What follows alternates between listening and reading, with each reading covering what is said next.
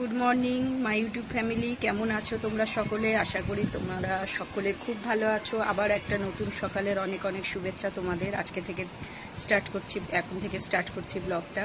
সারাদিন কি করি একদম দুপুর অবধি তোমাদের সাথে শেয়ার করব।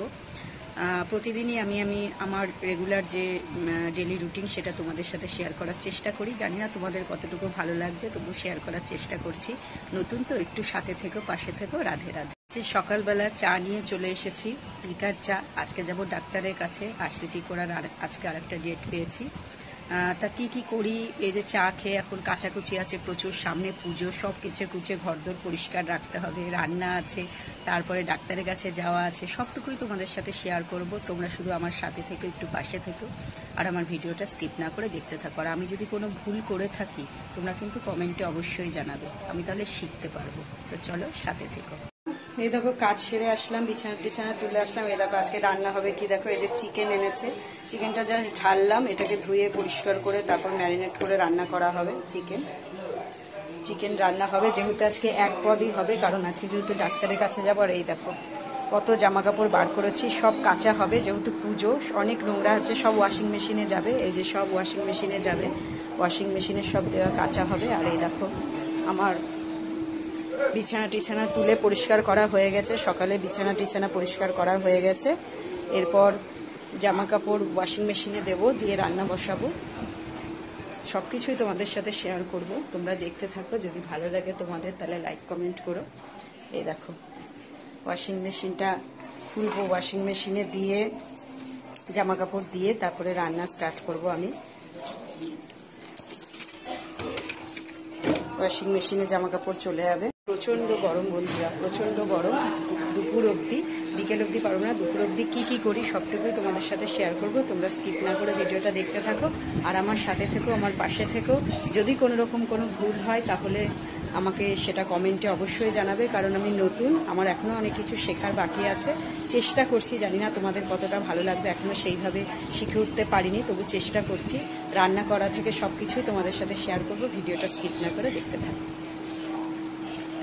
বন্ধুরা। এই যে রেডি হয়ে গেছি, ডাক্তারের কাছে যাচ্ছি। আর এই দেখো আমার চিকেন রেডি, চিকেন হয়ে গেছে, জাস্ট চিকেন আর ভাত আজকে রেসিপি, আর কিছুই করিনি।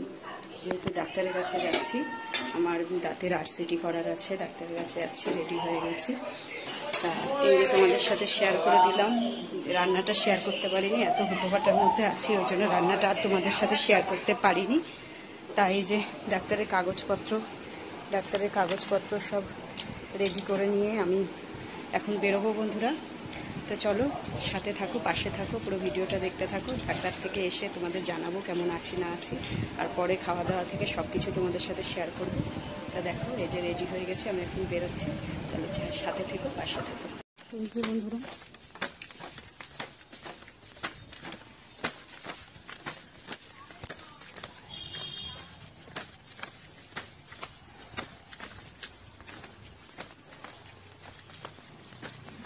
এই যে বন্ধুরা রেডি হয়ে গেছে, এই যে আমি যাচ্ছি।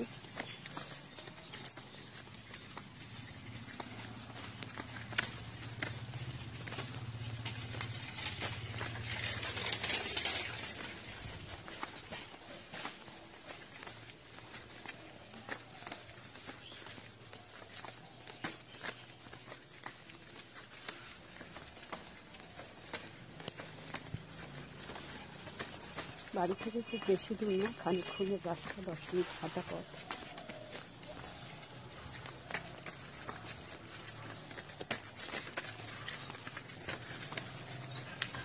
তো চলো সাথে থেকে পাশে থেকে দেখতে থাকো ভিডিওটা বন্ধুরা। শুভ দুপুর, আরসিটি করিয়ে চলে এসেছি, এই একটু আগে বাড়ি আসলাম। ব্যথা আছে তাই ঠিকঠাক কথা বলতে পারছি না, মনটা একটু খারাপ। ডাক্তারের কাছে গিয়েছিলাম। আমার এই ডান দিকের গালে, তোমাদের অনেককে আমি বলেছিলাম, আমার এই ডান দিকের গালে একটা ছোট্ট মাংসপিণ্ড মতো দেখা দিয়েছে। কিন্তু 1 সপ্তাহ আগে যখন ফার্স্ট আরসিটি করলাম তখন ডাক্তারবাবু বলেছিলেন যে এইটা ভয় নেই, চিন্তা করতে হবে না, মিলিয়ে যাবে। কিন্তু আজকে দেখার পর ডাক্তারবাবু বললেন যে এটা বড় হয়েছে এবং কালারটা লাল হয়েছে, একটু ভয়ের কারণ আছে।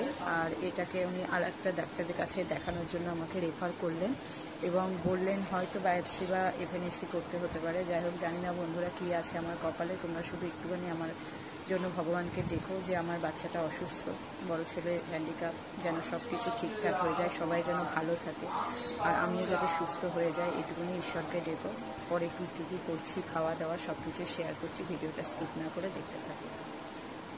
সন্ধ্যা বন্ধুরা, তোমাদের ডাক্তারের কাছ থেকে আসার পরের ভিডিও দিয়েছিলাম, তারপরে আর মধ্যেখানে দিতে পারিনি, কারণ প্রচণ্ড পেন হচ্ছিল, ওই জন্য শুয়ে পড়েছিলাম। স্নান করে পুজো দিয়ে সেইভাবে কিছু খেতেও পারিনি।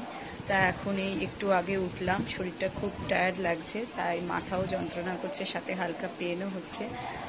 তা যাই হোক, যেহেতু সকাল থেকে তোমাদের ব্লগটা দিচ্ছি, তাই আজকে এই অবধি শেষ করব।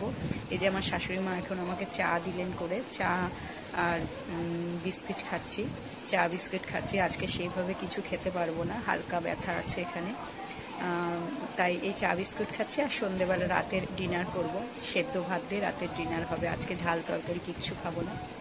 তা চলো, আজকের ব্লগটা এখানেই শেষ করছি। তোমাদের কেমন লাগলো জানিও, আর একটু আমার সাথে থেকো, পাশে থেকে একটু ভালোবাসা দিও আমার চ্যানেলটাকে এগিয়ে নেওয়ার জন্য। অনেক অনেক ভালোবাসা। তোমরা সকলে খুব ভালো থেকো এবং তোমাদের সকলকে আগাম শারদীয়ার অনেক অনেক শুভেচ্ছা।